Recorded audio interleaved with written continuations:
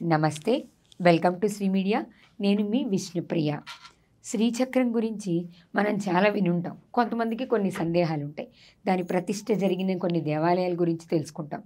కానీ అసలు దానికి ఉన్న ప్రత్యేకత ఏంటి, మనం పెట్టుకోవచ్చా, ఎలా, ఏంటి, ఇలాంటి సందేహాలన్నీ కూడా మనం మేడంని అడిగి తెలుసుకుందాం. నమస్తే మేడం. నమస్తే అండి. శ్రీచక్రం గురించి కొంచెం వివరంగా చెప్పండి అమ్మా. అసలు శ్రీచక్రం మనం గృహంలో పెట్టుకోవడానికి ఇప్పుడు ఈ మధ్య కాలంలో మనకి పూజ స్టోర్స్లో వాటితో సంబంధమైన చిత్రాలు కూడా వస్తున్నాయి కదా, ఫొటోస్. అవి పెట్టుకోవడానికి అవకాశం ఉందా? అసలు శ్రీచక్రాన్ని ఎలా పూజ చేయొచ్చు, ఏంటి? శ్రీచక్రం, శ్రీ యంత్రం మేరు మూడు వేరు. ఓకే, శ్రీచక్రం వేరు, శ్రీ యంత్రం వేరు, మేరు వేరు. మేరు వేరు. మేరు వేరు.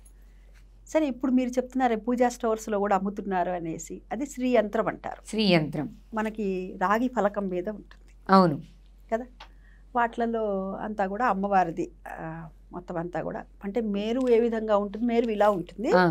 అయితే నవావరణార్చన వాటికి చేయడానికి అనువుగా అట్లా ఉంటుంది. అంటే మొత్తం మేరు అయితే 96 కోణాలతో ఉంటుందండి. ఈ 96 కూడా సంఖ్య ఏమిటి అని అంటే, మనం ఖడ్గమాలలో చూస్తే 96 నామాలు ఉంటాయి. ఈ 96 నామాలకి 96, ఒక్కొక్క నామానికి ఒక్కొక్క అమ్మవారు ఇక్కడ ఉంటుంది. అది మేరు. ఇక శ్రీచక్రం. శ్రీచక్రం అనేటటువంటిది ఏంటంటే, అది ఇత్తడితోనూ పంచలోహాలతోనూ, ఇవాళ కొద్దిగా వీటితో కూడా చేస్తున్నారండి, చెక్కతో కూడా చేస్తున్నారు. సరే, ఇక మీరు చెప్పారు పూజా స్టోర్స్లో అమ్ముతున్నారు యంత్రము అనేసి. ఆ యంత్రాలు రాగి పలక మీద ఇలా ఉంటాయి. ఏవి పెట్టుకోవాలన్నా కూడా ముఖ్యంగా మేరువుని మటుకు ఇంట్లో శ్రీ విద్య ఉపాసకులు ఎవరైనా ఉంటేనే పెట్టుకోవాలి. మొదటి నియమం మేరుని. ఇలా మనకి పర్వతంలా మనకి దేవాలయాల్లో కనపడుతూ ఉంటాయి. ఇళ్లలో కూడా పెట్టుకుంటున్నారు, మేము పెట్టుకోవచ్చా అని అడుగుతారు. మీరు అడిగిన వరిస్తే కరెక్టే, ఎందుకంటే చాలా మంది అడుగుతున్నారు అది పెట్టుకోవచ్చా, మనం కూడా పెట్టుకోవచ్చా అని. కారణం ఎందుకంటే, ఉదాహరణకి ఒక దేవాలయానికి వెళ్ళారు ఒకరు. వెళ్ళినప్పుడు వారు 1,00,000 రూపాయలు 50,000 రూపాయలు అక్కడ కట్టారు. అక్కడ కట్టినప్పుడు వారు ఏం చేస్తారంటే, ఆ అమ్మవారికి సంబంధించినటువంటి శేషవస్త్రం ఇస్తూ, పసుపు కుంకాలు ఇస్తూ, అదేవిధంగా ఈ మేరును కూడా వారి చేతిలో పెడుతున్నారు. అంటే వీరు చెయ్యొచ్చా, చేయగలరా, ఇవన్నీ చూడట్లేదు అక్కడ. అది అప్పుడు వీరేం చేయాలంటే, అయ్యో ఇస్తున్నదాన్ని నేను తీసుకోబోతే ఎట్లానే భావన వీళ్ళకి. తీసుకోవటం తప్పే కాదు, ఇవ్వటం కూడా తప్పే ఒకటి. రెండోది, వీళ్ళకి మేము చేయగలమంటే తీసుకోవాలి, లేకపోతే స్వామి ఇక్కడైతేనే చక్కగా జరుగుతుంది అని చెప్పి అక్కడ ఇచ్చేయాలి అమ్మవారి గుళ్ళోనే మేరు ఇచ్చినప్పుడు. లేదు మాకు యంత్రం ఇస్తారండి అంటే కనుక కొద్దిగా సడలింపు ఉంటుంది వాటికి. వేటికైనా కానీ ఒకటే నియమం అండి, ఎప్పుడు ముట్టు అంటూ మైలా కలపకూడదు. ఇవన్నీ కూడాను కలపకూడదు. కరెంట్ షాక్ అది, ఒక మాటలో చెప్పాలంటే. హై వోల్టేజ్తో కరెంటు కొట్టినట్టే. హై వోల్టేజ్ ఉన్నప్పుడు మనం ఏం చేస్తాము, చాలా జాగ్రత్తగా ఉంటాము. అవును, చాలా జాగ్రత్తగా ఉంటాం. మనం పూర్వీకులు మరి ఏమండి, అప్పట్లో వాళ్ళకి కరెంట్ లేదు కదండి, వాళ్ళు మరి ఇవన్నీ లాంతర్లు పెట్టుకున్నారు, చిమ్నీలు పెట్టుకున్నారు, అలాంటివన్నీ పెట్టుకున్నారు కదా, బుడ్డీలు పెట్టుకున్నారు, ఇవన్నీ పెట్టుకున్నారు కదండి. మరి మన దగ్గరికి వచ్చేసరికి కరెంట్ అనేటటువంటిది వచ్చింది కదండి, మార్పు వచ్చింది కదా, మరి ఇవన్నీ కూడా మనం మార్చుకోవచ్చుగా అని అడుగుతున్నారు కొందరు. మార్చుకోవచ్చు. ఎప్పుడు వారు ఒక లాంతర్ ఉంది, ఒక పిట్రమాక్స్ లైట్లు అవి ఏమంటారు కదా, లాంతర్లు అవి వేరు, లాంతర్ వేరు, ఆ పిట్రమాక్స్ లైట్ పెద్దదిగా ఉంటుంది, అది చిన్నదిగా ఉంటుంది. సరే, ఒక లాంతరే తీసుకుందాం. దాన్ని మడిబట్ట కట్టుకొని తడిబట్టతో ముట్టుకున్నా ఏమి కాదు, ఏమన్నా అవుతుందా? కాదు. అదే నేను మడిబట్ట కట్టుకొని తడిబట్టతో స్విచ్ చేస్తే ఏమవుతుంది, అతుక్కుపోతా. షాక్ కొడుతుందా, కొట్టదా? అవును, షాక్ కొడుతుంది. అంటే ఏంటి, జాగ్రత్తగా ఉండాలి, చాలా జాగ్రత్తగా ఉండాలి. ఇట్లా వీళ్ళు కలపకుండా ఉన్నటువంటి వాళ్ళు పెట్టుకోవచ్చండి. అది ధూపదీప నైవేద్యం చేయగలిగితే పెట్టుకోవటం. మూనిట్లోనమ్మా శ్రీచక్రం పెట్టుకోవచ్చు. అసలు శ్రీచక్రం కూడా పెట్టుకోకపోవటం మంచిదే. ఆ శ్రీ యంత్రం అని చూసారా, అది మటుకు అది కూడా పెట్టుకోకుండా.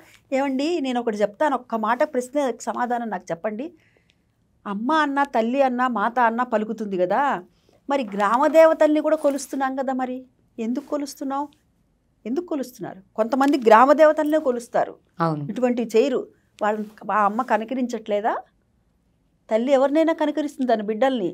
నువ్వు ఇంత బాగానే ఇప్పుడు ఇద్దరు కొడుకులు ఉంటారనుకోండి, ఒక కొడుకు బాగా ఉన్నత స్థితిలో ఉన్నాడు, ఇంకొక కొడుకు కొంచెం తక్కువగా ఉన్నాడు. ఈ ఉన్నత స్థితిలో ఉన్నటువంటి వాడు ఏం చేశాడంటే ఒక వెండి పీట తీసుకొచ్చేసాడు అమ్మకి. ఈ కొంచెం ఒక మాదిరిగా ఉన్నవాడు ఏం చేసి చెక్కపీట వేసాడు. అయినా అమ్మకి బిడ్డలందరూ సమానమా కాదా? వీడు నాకు వెండి పీట వేసాడని వీడిని ఎక్కువ కూర్చోబెడుతుందా? లేదుగా. వీడిని తక్కువగా కూర్చోబెడుతుందా? లేదు. అందరూ సమానమేగా. అంటే ఆ అమ్మవారిని మనం గ్రామదేవత రూపంలో చూసినా కొలిచినా పలుకుతుంది, విగ్రహం రూపంలో కొలిచినా పలుకుతుంది, యంత్ర రూపంలో కొలిచినా పలుకుతుంది. ఎప్పుడైతే ఈ యంత్రం పెట్టుకుంటామో మంత్రం ఉండాలి, తంత్రం ఉండాలి. మంత్రం అంటే మనం మంత్రాల రూపంలో, తంత్రం అంటే ఏమిటంటే ఏదో తాంత్రికం అని అర్థం కాదు ఇక్కడ. ఆ చేసేటటువంటి క్రియ అంతా కూడా సక్రమంగా ఉండాలి. మనం ఒక స్తోత్రము లలితా పారాయణ చేసుకోండి, చక్కగా లలితా సహస్రం చేసుకోండి. అది కూడా మనం అక్షర దోషం లేకుండా చేయాలి. ఏవైనా కానీ ఎక్కడ మనం కరెక్ట్గా కట్ చేయాలి, ఎక్కడ కరెక్ట్గా పలుకుతున్నామా. అందుకని చివరికి మనం ఏం చెప్తాము? యదక్షర పదభ్రష్టం మాత్రాహీనంతి యద్భవే తత్సర్వం క్షమ్యతాం దేవా నారాయణ నమోస్తుతే అని చెప్పము. మనం ఎక్కడైనా అక్షరదోషాలు ఏమైనా వెళ్ళాయేమో అని భయం కొద్దీ చెప్తాం కదా. మనం చేసే పూజ దానికంటే కూడానండి నేను చెప్పేది ఏంటంటే, ఇది యంత్రం మీద చేస్తున్నామా, చక్రం మీద చేస్తున్నావా, మేరు మీద చేస్తున్నావా, వీటి మీద కాదు ధ్యాస. మనకి అమ్మ మీద ధ్యాస ఉండాలి. అమ్మ ఇప్పుడు మనలోనే ఉంది అమ్మవారు, లేదా మనలో కనుక మనం చూసుకోగలిగితే మనం ఒక స్థాయిలో చేరినట్టే లెక్క. అందుకనే మనకి పెద్దవాళ్ళు విగ్రహారాధన పెట్టింది, మీ నిగ్రహం కాన్సన్ట్రేషన్ కోసం. ఎందుకంటే గాలి కంటే వేగమైంది మనసు, పరిపరి విధాలు వెళ్ళిపోతుంది. ఇక్కడి నుంచి మనం మీరు నరసరాపేటలో వచ్చారు, నేను గుంటూరు వెళ్ళి వచ్చేసా, వెళ్ళిపోతాం మనం అంతే. గాలి కంటే వేగమైంది కదండి మరి మనసు. అందుకని చెప్పి మన పెద్దవాళ్ళకి పెట్టారు. అయితే నువ్వు ఎంత మోస్తావో అంత మోయాలి. నేను 50 కిలోలే మోయగలను, కానీ మీరు నాకు ఒక 70 కిలోలు బాస్మతి రైసో, లేకపోతే కనుక వైట్ పిన్ రైసో, లేకపోతే కందిపప్పు, నరసరావుపేట కందిపప్పు బాగుంటుందని కందిపప్పు ఇచ్చారనుకుంటాను. నేను మోయగలిగింది 50 కిలోలే. అబ్బాయి ఇవిడ ఇచ్చింది కదా అని చెప్పేసి నేను తీసుకున్నాను అనుకోండి, కొంత దూరంగా నేను ఏం చేస్తాను, 70 కిలోలు కింద పడేస్తా. అదే 50 మోసాను అనుకోండి, నా గమ్యం వరకు నేను చేరగలుగుతా. అవునా? అవును. నేను ఎంత మోయగలుగుతానో అది నేను తెలుసుకోవాలి. అది మనం అంటే ఎంతవరకు శుచిగా అమ్మను ఉంచగలుగుతాము అన్నది మనం తెలుసుకోవాలి. ఫస్ట్ పాయింట్ మేరు వద్దు అని చెప్తాను నేను. ఎవరైతే శ్రీ విద్యా ఉపాసకులు ఉన్నారో, మా తాతగారు దేవి ఉపాసకులు, అందుకని చెప్తున్నా. ఆయనకు జరిగిన సంఘటన కూడా చెప్తాను నేను. వాళ్ళ చిన్న కోడలు, తాతయ్య గారు చిన్న కోడలు, వారికి అమ్మాయికి అదే అంటే అప్పట్లో పూర్వపులో 40 ఏళ్ల క్రితం రజస్సుల అపూర్వ వివాహాలు కదా, రజస్సుల అపూర్వ వివాహం అయింది. తర్వాత అమ్మాయికి శ్రావణ పట్టి తీసుకొని వెళ్ళారు. తీసుకొని వెళ్తే మరి ఎక్కడికి వెళ్ళిన దేవతార్చన తీసుకొని వెళ్తారు కదా, దేవతార్చన తీసుకెళ్ళారు. వీళ్ళింటే ఏదో సందడిగా ఉంది అని చెప్పి అందరూ బంగారాలు పెట్టుకొని ఉన్నారని చెప్పి వెనక నుంచి కన్నం పెట్టి దొంగలు వచ్చారు. అప్పట్లో మట్టిళ్ళు కదండి, వెనక నుంచి కన్నం పెట్టి వచ్చారు. వచ్చి ఇదేదో బాక్సులు అన్నీ కూడా బాగా మెరుస్తున్నాయి అని చెప్పి దేవతార్చన తీసుకెళ్ళిపోయాడు. వచ్చినవాడు తీసుకెళ్ళిపోతే ఈయన తెల్లారు లేచి మళ్ళీ ఏమో ఎవరిని ఏం పోయినా దేవతార్చన తీసుకెళ్తారని ఎవరు ఊహించలా. అదే కదా, ఎవరు ఊహించరు కదా.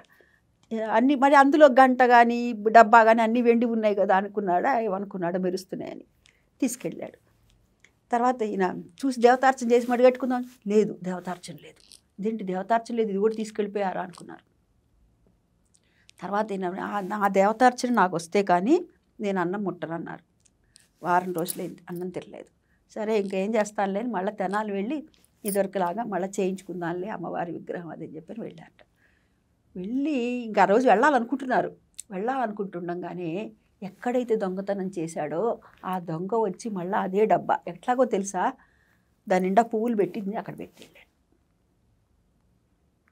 పెట్టెళ్ళాడు ఆయన స్పష్టంగా. ఈయన చేయించుకుందాం, తెనాలి వెళ్దాం ఇక అని అనుకుంటున్నారు. ఆ మామగారు కూడా పెందలాడే భోజనం పెట్టేశారు. ఇది ఎవరికో కాదు, మా అత్తగారు అంటే మా వారి వాళ్ళ తాతగారే, అమ్మమ్మ తాతయ్యలు ఉంటారు, మా అత్తగారి వాళ్ళ తండ్రికి జరిగింది. దేవి ఉపాసకులు అన్నమాట. భోంచేసి నేను భోంచేయను అన్నా కదా అని చెప్పారట. నేను వెళ్తున్నానంటే ఇంతలోకి వాళ్ళు అప్పట్లో ఫోన్లు లేవు కదా, 40 ఏళ్ళకి వాళ్ళు టెలిగ్రామ్ ఇచ్చారట. ఈయన అప్పటికి భోంచేయట్లేదు, వారం అయిపోయింది, ఫోన్ మన ఉత్తరం రాస్తే ఇంకా 10 రోజులు వారం రోజులు పడుతుందేమో అని చెప్పి టెలిగ్రామ్ ఇచ్చారట. ఇంగ్లీష్లో కదా మరి, పక్కన అర్థం కాక పక్కన వాళ్ళని పిలిచి ఏమిటిది రాసిందంటే మీది ఉందిట దేవతార్చన వాళ్ళు తీసుకొని వస్తున్నారట. ఆ పాట తీసుకురావటమే కాకుండా దాన్ని చక్కగా పువ్వులు పెట్టి పూజ చేసి ఉన్నట్టు స్పష్టంగా పువ్వులు కూడా ఉన్నాయి. అట్లా దేవి ఉపాసకులు ఎవరైతే ఉంటారో వారనే కాదమ్మా, అసలు చెప్తున్నాను, దేవి ఉపాసకులు ఎవరైతే ఉంటారో వారు పెట్టుకోవటం మేరు మంచిది. ఈ యంత్రాన్ని అంటారా, మామూలుగా రాగివి దొరుకుతున్నాయి కదా, కొంచెం నియమనిష్టలు పాటిస్తూ కనుక పెట్టుకోవచ్చు. శ్రీచక్రాన్ని అయితే అసలు శ్రీచక్రాన్ని కూడా వద్దనే చెప్తా తల్లి. నేనైతే కనుక నేను మోయను, నేను పక్కన ఉంటాను. బయట ఉన్నప్పుడు 4 రోజులు కూడా నేను ఇంట్లోకి రాను, ముట్టు అంటూ కలపను, మైలా కలపను, ఇంట్లోకి రాను, నేను వేరే ఉంటాను అనుకున్నప్పుడు పర్వాలేదు. అమ్మ మీరు చెప్తున్న నియమం కరెక్టే, కానీ ఇప్పుడు మీరే అన్నారు కాలమాన పరిస్థితులు బట్టి. ఇవాళ రేపు అందరం ఉద్యోగాలు చేస్తున్నాం, మరి ఇలా పక్కన ఉండే అవకాశం ఎంతవరకు ఉంటుంది? ఎందుకు ఉండదు? మనసు ఉంటే మార్గం ఉంటుంది, మనసు ఉంటే మార్గం ఉంటుంది. మేము వేరే ఉంటాం మరి రోజు మరి అందరూ చాలా అసలు అంటారనమాట, నీకు ఉన్న దాంట్లో నువ్వు మడిని ఎంత చక్కగా మెయింటైన్ చేస్తావు అంటే మనకి మనసు ఉండాలండి, టైం మేనేజ్మెంట్ ఉండాలి అంతే. ఒకసారి మా వారు ఊరికి వెళ్తే నా పిల్ల చిన్నపిల్లలు, ఇప్పుడు అంటే పిల్ల 4th year, form D 4th year చదువుతోంది, 20 ఏళ్ళు దాటినే కానీ చిన్నపిల్లప్పుడు మా వారు క్యాంప్ వెళ్ళి 3 రోజులు అనుకుని వారం రోజులు అయింది, నాకు బహిష్టాటంకం వచ్చింది. పక్కనే మన వాళ్ళు బ్రాహ్మణులు ఉండేవాళ్ళు, భోజనం పెట్టేవాళ్ళు, వాళ్ళు ఫంక్షన్కి వెళ్ళారు. 3 రోజులు అన్నం తినలా, నేను అన్నం తినలేదు. మరి నేను వంట చేసుకోలేదు, ఎట్టా మనకు అలవాట్లేదు, కలుపుకోగలను. పిల్ల ఒక్కతే నాకు. ఆ పిల్లని మడుకు పక్కన వేరే వాళ్ళు ఉంటే, వాళ్ళు కొంచెం తెలిసిన వాళ్ళు ఉన్నారనమాట, వాళ్ళని వచ్చి తీసుకెళ్ళమని వాళ్ళ ఇంటి పెరుగన్నం అది పెట్టండి మీరు అని చెప్పి పిల్ల వరకు పెట్టించారు. ఇంకా మనసు ఉంటే మార్గం ఉంటుంది. అంతేనండి, మనం వెతుక్కోవాలి. కానీ చాదస్తం అని అనద్దు, నిజంగా చెప్తున్నాను. పూర్వపు వాళ్ళకి, ఆడవాళ్ళకి ఇన్ని రోగాలు రాలేదండి. ఎందుకంటే వాళ్ళు ఆ 3 రోజులు చక్కగా రెస్ట్ ఇచ్చేవాళ్ళు, వీళ్ళు రెస్ట్ తీసుకునేవాళ్ళు. మనల్ని తక్కువ చేస్తున్నామా అనే భావనలో ఉన్నాం మనం ఉండి, అందుకని చెప్పి స్వయంకృతాపరాధంగా చేతులారా చేసుకుంటున్నాం ఆరోగ్యం. ఎవరైతే రెస్ట్ తీసుకోమన్న సమయం ఉన్నదో ఆ సమయాన్ని మరి విపరీతంగా కష్టపడుతున్నారు అనుకోండి, కష్టపడుతున్నప్పుడు శరీరం బాగా అలసిపోతుంది. అలసిపోయినప్పుడు ఏమవుతుందండి, త్వరగా దెబ్బతినిపోతుంది, ఆరోగ్యం మీద దెబ్బ పడుతుంది. ఈ మెనోపాజ్ సమస్యలు వచ్చిన ఆడవాళ్ళందరినీ ఇవాళ రేపు గమనించండి, 35+ ఉన్న ప్రతి వాళ్ళని అడగండి, ఏదో ఒక సమస్య ఉంది. కానీ ఆ 3 రోజులు అలా పక్కకు ఉండడం అనే నియమం వల్ల అప్పట్లో ఉపయోగం జరిగిందమ్మా. ఇప్పుడు అంటుంటారు కదా మూడ్ స్వింగ్స్ అని. ఇప్పుడు ఈ మన పీరియడ్స్కి ముందు ఆడవాళ్ళ మానసిక స్థితి సరిగా ఉండట్లేదు అని. ఆ పూర్వం మీరు విన్నారా ఈ విషయం గురించి? అసలు ఎవరి నోట్లో లేదు, ఈ మధ్య వింటున్నాం ఈ మాట. పూర్వపు వాళ్ళు మేము స్ట్రెస్ ఫీల్ అవుతున్నాం అని ఈ మధ్య వింటున్నాం. నిజమే, అవును, స్ట్రెస్ ఉంటుంది. ముందు 3 రోజులు చాలా డిస్టర్బెన్స్ గా అనిపిస్తుంది, పట్టుకున్నా ముట్టుకున్నా చిరాకు వస్తుంది. అవునవును, అదే కాదు, మెనోపాజ్ వచ్చినప్పుడు కూడాను మాకేదో తెలియట్లేదు అనే మాట కూడా వింటున్నాము. బాగా స్వెట్టింగ్ రావడం, వాళ్ళకి ఏం జరుగుతుందో వాళ్ళకి తెలియని స్థితి, ఇలాంటివి ఏమీ ఉండేవి కాదమ్మా. మా ఇంట్లో బోల్డ్ మంది చూశాను కదా నేను. కానీ ఇది సామాజికమైన శారీరక ధర్మం కదా, మరి అప్పుడు లేదు, ఇప్పుడు ఎందుకు వచ్చిందంటారు? అప్పుడు ఎందుకు లేదు అని అంటే, అప్పుడు వారు ఏదైతే నియమం ఉందో ఆ నియమాన్ని నియమబద్ధంగా పాటించేవారు. ఇప్పుడు మనం ఏం చేస్తున్నామంటే, మనల్ని తక్కువ చేస్తున్నారు, పక్కన కూర్చోబెడుతున్నారు అనే భావనలో ఉండి మనము పక్కకి వేసాం. వేయటం వల్ల ఏమవుతుంది, ఎవరైతే వేశారో వాళ్ళందరికీ ఇబ్బంది. ఇప్పటికీ మరి మా మేనత్త గారి మనవరాలు ఉంది, పెద్ద మేనత్త గారి మనవరాలు, అది యుఎస్లో ఉంటుంది, సాఫ్ట్వేర్ ఇంజనీర్, పిల్ల ఉన్నది దానికి, అయినా సరే పక్కనే కూర్చుంటుంది. ఆయన రోజు అభిషేకం చేసుకుంటాడు. ఆ అబ్బాయి సాఫ్ట్వేర్ ఇంజనీరే. అంటే మనం ఎక్కడున్నాం అన్నది కాదు, మన ధర్మాన్ని మనం ఎంత పాటిస్తున్నాం అన్నది ముఖ్యం. అది నేను కావచ్చు, మీరు కావచ్చు, ఇంకోరు కావచ్చు. హైదరాబాదులో ఉండనివ్వండి, అమెరికాలో ఉండనివ్వండి, వేరే చిన్న పల్లెటూరులో ఉండనివ్వండి, ఎక్కడున్నా కానీ మనం మనుషులు మనమే, తినేది అన్నమే, పీల్చేది గాలే.